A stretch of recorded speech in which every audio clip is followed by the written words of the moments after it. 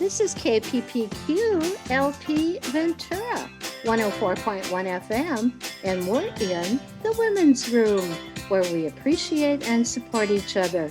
I'm your host, Kathleen Good. My guest today is Bette Empol, who is co-founder of the local Ventura County chapter of Brady United, a nationwide gun violence prevention group that supports common sense gun laws. We're so happy to have you here today, Bette. Thank you. I'm so happy that you've asked me to be part of this today. Every time I hear about another mass shooting, I have this sinking feeling that there is nothing that can be done. There is no way to stop this epidemic. I have to confess, I find myself trying not to think about the issue of gun violence. But the Brady United organization, Bette and her co-organizers find ways to not only think about it, but to do something about this numbing crisis. When I asked one of the other co-founders, Karen Peters, what the chapter does to prevent gun violence, she answered without hesitation, anything we can. What a great answer when so many of us are paralyzed by the epidemic that seems unstoppable. I asked Bette here today to talk about the work of the local chapter of Brady United, to acquaint our listener with the advocacy work they do, and to talk about some of the legislation that creates common sense gun laws and how you might help. Bette will also speak up about ghost guns a little later in the show. But Bette, first of all, how did you get started and what inspired you to take action? Well, I have to tell you that I am involved in different organizations in the community, and a friend of mine was putting together a panel on what we could do, what we were calling back in 2015 gun control.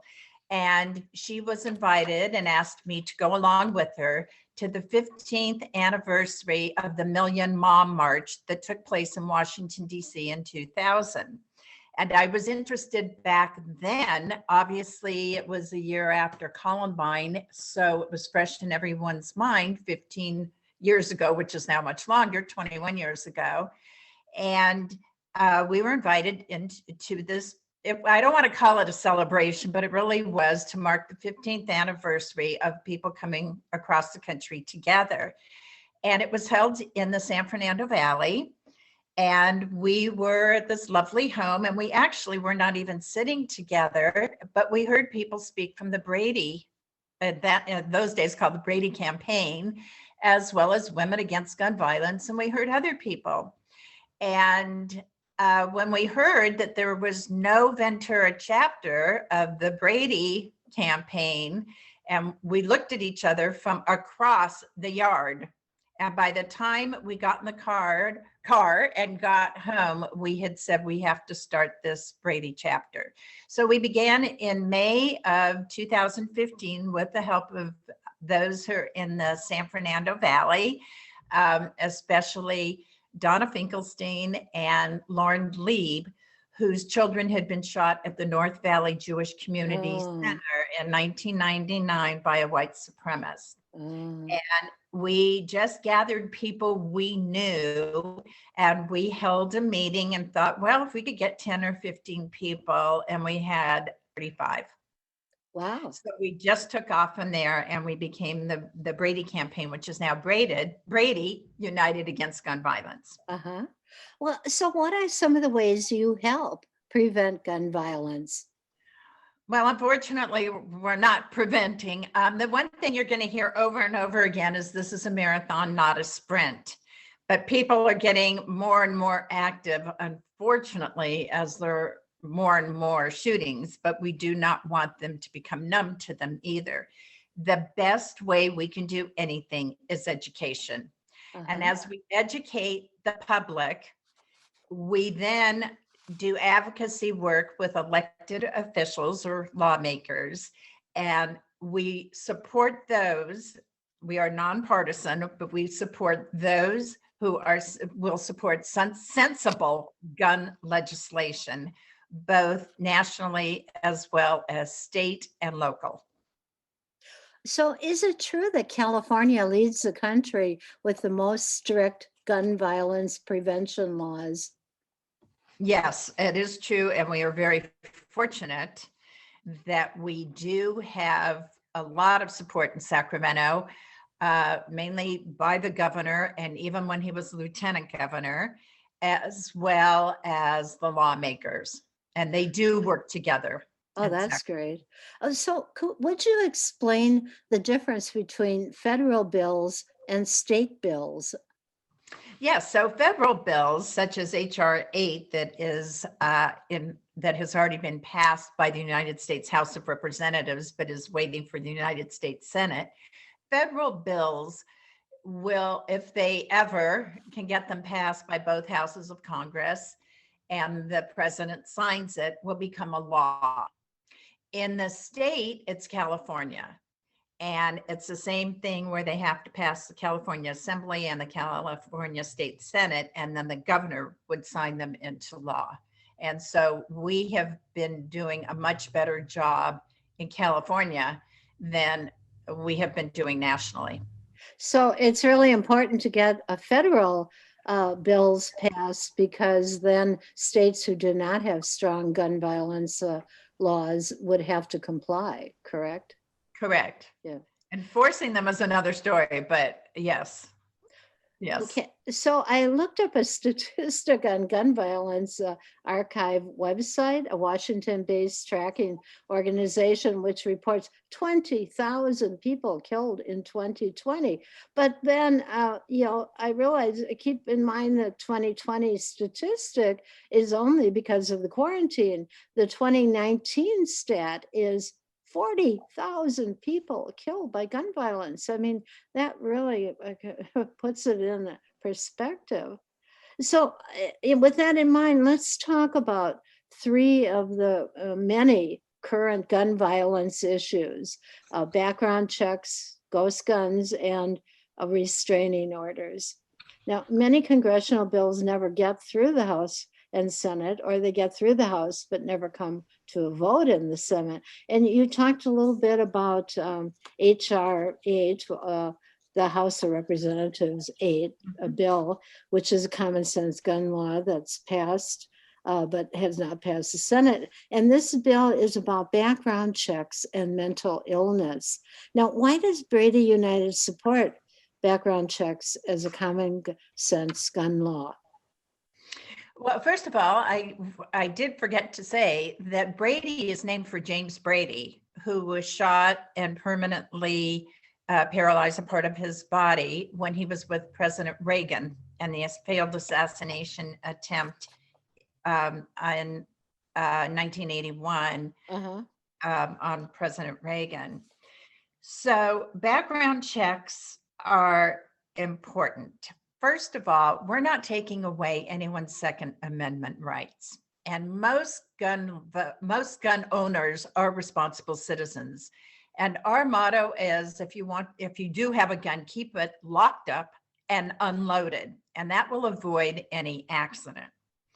And so when you go to a gun dealer or a gun show, most of the time, and you apply for a gun, there is a waiting period while they do a background check on you to find out if there's a history of violence or mental illness. And that background check, if you pass it, then you get your weapon. If you don't pass it, then you don't get it. But there's been a loophole. And the loophole is that the different states have had different requirements. And many times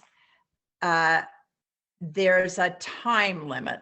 So I'm going to use, for example, the church shooting in South Carolina in 2015. The person who did it, and we hate to say person, but the shooter went in to buy a gun, and they were doing the background check, and the background check had to be cleared in 48 hours. And if it wasn't cleared in 48 hours, that person automatically got the gun. So there was something there that held it up. but the gun dealer gave the person the gun, the shooter, the gun. And we know that he went into the church, joined the Bible group, and then shot and killed them after. And that was called the Charleston loophole. And so that's how we came up with this. And this is common sense gun legislation, that if it takes 10 days, it should take 10 days. If it Oh, however long it takes, but you don't give the shooter or the person requesting the permit if they don't pass the background. right. So this bill has been passed by the House of Representatives in different sessions of Congress with different members over and over and over again, but it's been stalled on the Senate floor. And Mitch McConnell had vowed that he was not going to let it ever reach the Senate floor when he was the majority leader, because the NRA spends a lot of money backing candidates who will vote against gun legislation. And he knew that there was a chance that it would pass. And after the Pulse shooting in 2016, there was even a sit-in that was led by the wonderful John Lewis. And right next to him was our wonderful Congresswoman, Julia Brownley, to get these bills passed. And they did pass the House, or sometimes they didn't, depending on who the majority. But now we have a Democratic Congress that voted right away to pass this bill, and it is sitting now in the Senate, and it should be passed with bipartisan cooperation, because most people want sensible gun laws and want that loophole closed. Okay. So in California right now, we have the Safe Firearms Storage Bill, and that's Assembly Bill 452, a bill that's going to be voted on. Now, what will this bill require? So this is something that I've been working on with a lot of the people from Brady and Moms, and all the gun violence prevention groups all work together. So it doesn't matter who gets this bill done. It was introduced, and it would require that all school districts send home information to parents about safe storage, that your gun should be locked up and unloaded. Let's face it, a 5-year-old can find their birthday present or Christmas present that's up in the attic and you need 3 ladders to get to, and they can find it in the back of anybody's closet. So we need legislation to prevent any place that a child could get their hands on a gun. And if God forbid they do, that at least it's unloaded. And so I hate to say this, but last week, AB 452, which was introduced to make this a law, died in the Appropriations Committee and didn't even make it to the Education Committee. However, it can be reintroduced somewhere along the line. In the meantime, those who advocated for it, and again, Donna Finkelstein from the San Fernando Valley, Brady, and she's also part of Women Against Gun Violence, have been advocating school districts individually to send home this material. And she's been very successful. And I am very happy to say that I am part of her team. Ventura County School Board, the Ventura County, which is 20 districts in Ventura County, passed a resolution that this should be included in their safety plan. And therefore, parents will be notified of safe gun storage. So this was a real gain for us. So we were very happy. Well, congratulations. That was a hard one to get across. Yes. Now, you told me about a really great gun safety program. What is the ASK, A-S-K, an acronym program, the ASK program? It's probably my favorite thing to talk about. And I think I've been talking about this since day one when I got involved with Brady. So when my children were little, I used to ask if there was a pool, if they had a play date. Was there a pool?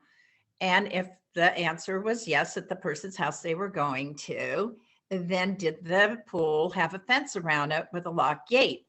Because telling a child to stay away from a pool is not really effective. My children have to ask, when my grandchildren have a play date, is there a gun in the home? is locked up and unloaded? It's a simple question to ask, but unfortunately, it does sometimes insult somebody that you even had to ask. And there's this stigma that the mother is too over zealous or whatever, and it's caused problems. And people are afraid to ask. Parents are afraid to ask. It's a new generation, and they don't want to offend anyone. My feeling is if the person you're asking got offended, you don't want your child playing at that house to begin with. So if the child, if the parents, it used to be, if they're comfortable, but we encourage every parent who is letting their child go to a party or go anywhere to somebody's house that they do not know and they're not familiar with, to ask. And ask stands for Asking Saves Kids. And so we asked school districts to get involved many years ago, and they didn't. So AB 452 is a little bit, I don't want to say they all didn't, but AB 452 is a little bit of that put into, that's kind of where it went. Has that passed now too? No, that died in committee last week. Yeah. So we are going district by district. LA Unified, Glendale, Manhattan Beach, Oxnard, Conejo School District, now they're in Ventura County, have all passed this resolution, and they are sending home materials on Locked Up and Loaded. But prior to this, it was called the ASK program. And telling a child not to go near a pool is like saying to a child, don't touch a gun. It's not effective. But when you've got a fenced in pool, or they're in a house with no guns, or that those guns are locked up and unloaded, that's a little bit more effective. So that all comes under safe and secured firearm storage. Okay, well, we're going to have to leave it there for a moment while we do a station ID. This is KPPQ LP Ventura, 104.1 FM, and we're in the women's room where we appreciate and support each other. I'm your host, Kathleen Good. My guest today is Bette Empol, who is a co-organizer of the local Ventura County chapter of Brady United, a nationwide gun violence prevention group that supports common sense gun laws. And coming up, our discussion on ghost guns, a sinister development in gun sales. Okay, and we're back. I have another question now. Does Ventura County have a gun buyback program? Currently, there's nothing in place. It's a good question for the County Board of Supervisors. And I believe when I did ask for one in Thousand Oaks, I was told to speak to the county supervisor. I think we were interrupted with that when the fires came a couple years ago and we were working on it. But every so often you will find, like LA County will have them, different places will have them, but I'm not so sure that there's one that we have done anytime recently in Ventura County, but I could be wrong on that. Okay, so and another topic we wanted to cover, what is a gun violence restraining order? Now, how does this order become issued, and to whom is it issued on? One of the most important laws that we have had passed recently in the last couple of years, and this was after Borderline, which was the horrible shooting in Thousand Oaks, mass shooting a couple of years ago. A restraining order, a gun violence restraining order, is if you think a person has a gun and they are a threat to themselves or to society, you can now contact the sheriff's department. All you have to do is call. Then they go out, they research it, and if they find that there is a reason, a satisfactory reason to take the gun away, the person has to surrender that gun at that time. And they can go back to court. The person who has to give up the gun can go back to court and ask for it back and prove that it's okay. But if it used to be, it had to be reported by a family member. And I know years ago, I am a teacher, retired teacher now, but I was teaching with someone who I was going through a really terrible divorce, and I knew that there were guns in the house, and I was worried about the young children, and I went and reported it, and they said there was nothing I could do. I wasn't a family member. I'm happy to say everything was fine. The sheriff was aware because the sheriff's department had been called out to the house because of domestic violence. So they were aware that, and it was okay. And I believe they did turn their guns in, but it wasn't a situation. But now I could call the sheriff's department and they would have to investigate. The problem is the sheriffs are busy or the police are busy, and that they don't always have the manpower to investigate.